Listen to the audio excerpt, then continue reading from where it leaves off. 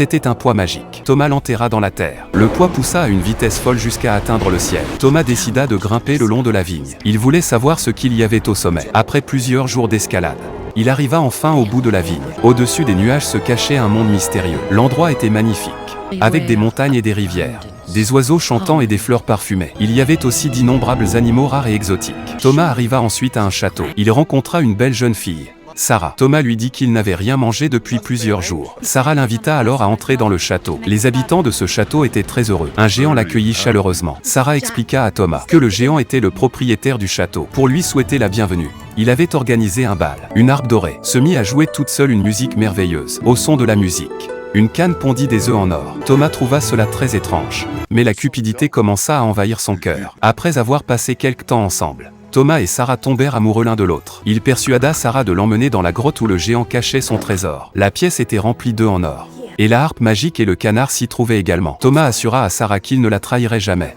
Mais profitant d'un moment d'inattention, il prit discrètement la harpe et le canard, et s'enfuit en suivant les lianes. Le géant s'aperçut que le trésor avait disparu. Il se précipita hors du château, et tenta de descendre le long de la liane pour retrouver Thomas. Mais Thomas, égoïste, voulait garder le trésor pour lui seul. Avec l'aide de sa mère, il coupa la liane. Lorsque la liane disparut, le géant tomba dans le vide.